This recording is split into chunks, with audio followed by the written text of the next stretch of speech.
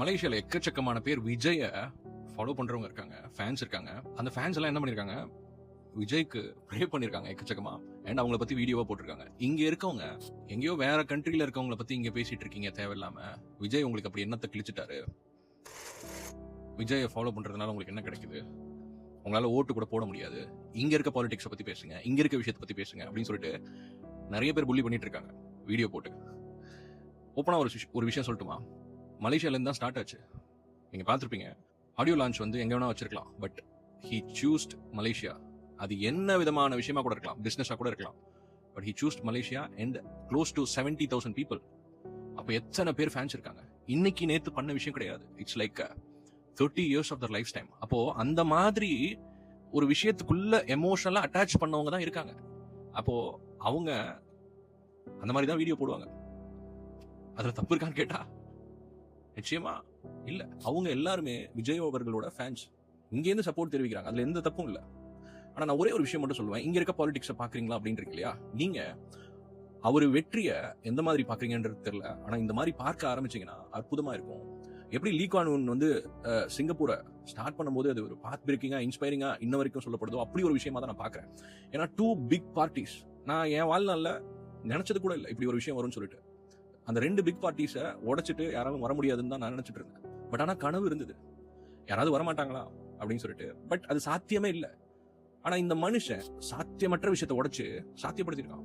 முதல்ல அப்ரிஷியேட் பண்ணணும். என்ன பண்றீங்களோ இல்லையோ. அண்ட் அதே ஃபார்முலாவை எல்லாரும் யூஸ் பண்ணலாம். நீங்க சொன்னாலும் சொல்லாட்டியும் அந்த மாதிரி ஒரு விஷயம் நடக்க போகுது. 75 வருஷம் ஒரு பார்ட்டி, இன்னொரு பார்ட்டி 55 வருஷம். 2 பேர்த்தையும் கதி கலங்க வைக்கிறது சத்தியமா சாதாரண விஷயம் கிடையாது. இதே மாதிரிதான் எல்லா கண்ட்ரிலையும் 2 பார்ட்டிங்க ஆக்கிரமிச்சு எல்லாத்தையும் கைப்பற்றிட்டே இருக்காங்க. அப்போ அங்க நடந்ததுன்னா அப்ப இங்கேயும் சாத்தியம் தானே? அது புரியுதா நான் என்ன சொல்றேன்? சோ பொலிட்டிக்கலா இட்ஸ் பாசிபிள் அப்படிங்கறத ஒரு மனுஷன் பண்ணிருக்கான். நான் பண்றேன்னா நீயும் பண்ணு. இப்போ எக்ஸாம்பிளுக்கு ஒரு 50-60 வருஷத்துக்கு முன்னாடி ஓட்டப்பந்தயத்துல சர்டைன் டைமிங்குள்ளதான் ஓட முடியும்ன்றத மைண்ட் செட் பண்ணி வச்சிருந்தாங்க. அண்ட் ஒருத்தர் அதை பிரேக் பண்ணும்போது அடுத்த மனிதர்கள் பிரேக் பண்ணாங்க. It's all about mind set. அப்போ இந்த மனுஷன் உடைச்சத இது தமிழ்நாட்டுக்கு மட்டும் இல்ல, அடுத்து பாருங்க நார்த்லயும், இந்தியால நார்த்ல, சவுத்ல நிறைய ஸ்டேட்ல வரப்போதான்றது மட்டும் பாருங்க. புது ஆளுங்க. பட் அகெயின் இவ்வளவு ஒரு பெரிய பாப்புலாரிட்டி இருக்குமான்றது தெரியல. பட் பீப்புள் அக்செப்ட் பண்றாங்க ஃபார் த சேஞ்ச், மாற்றத்துக்காக. அதுக்கான ஒரு விஷயமா தான் அவரை சூஸ் பண்ணிருக்காங்க. வேற எந்த விஷயமும் கிடையாது கைஸ்.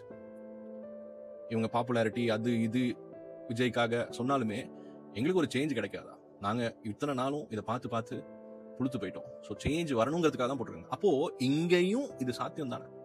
வாய்ப்பு இருக்கா இல்லையா? அந்த வாய்ப்பை ஏன் பார்க்க மாட்டீங்க? அந்த வாய்ப்பை பத்தி ஏன் பேச மாட்டீங்க? திரும்ப இந்த இவங்க கெட்டது பண்றாங்க, அவங்க கெட்டது பண்றாங்கன்னு புது ஆள் வர வைங்க, புது ஆளை இன்க்ளூட் பண்ணுங்க. இப்போ இவர் சாத்தியப்படுத்தின மாதிரி வாய்ப்பு இருக்கா இல்லையா? நான் ஒரே ஒரு ஹிண்ட் மட்டும் கொடுக்குறேன், ஒரு எக்ஸாம்பிள் சொல்றேன். நான் டிக்டாக்கே நான் ஒரு பெரிய வலைத்தளமா பாக்குறேன். ஏன்னா சோசியல் மீடியா எரா திஸ் இஸ். எனக்கு தெரிஞ்சு மலேசியால 1 மில்லியன், தமிழ்ல 1 மில்லியன் அக்கௌண்ட் வச்சிருக்கிறது ரொம்பவே குறைவு டிக்டாக் அக்கௌண்ட். அதுல ஒருத்தரா நான் நிலாவை பாக்குறேன். நான் ஆரம்பத்திலேருந்து 2023 நான் பார்த்துட்டு வரேன். அவங்க செய்யற விஷயங்கள் எல்லாமே என்டர்டெயின்மெண்ட்டுக்குள்ள இருந்தாலுமே சில விஷயங்கள் நல்ல விஷயங்கள் பண்ணிட்டு தான் இருக்காங்க. சில கோக்குமக்கான விஷயங்கள் பண்றாங்க, நான் சப்போர்ட் பண்ண மாட்டேன். பட் ஸ்டில் நான் திரும்பவும் அதான் சொல்றேன், social media plays a major role in politics too. அதைத்தான் குறிப்பா சொல்றேன். இப்போ நீங்க பார்த்திருப்பீங்க, 1 மில்லியன் வந்தோடனே ஷி ஸ்டார்டட் த பிசினஸ். அற்புதமா யூஸ் பண்ணாங்க, இனி வரைக்கும் அற்புதமா அதை பயன்படுத்தி அடுத்த கட்டத்துக்கு போயிட்டு இருக்காங்க.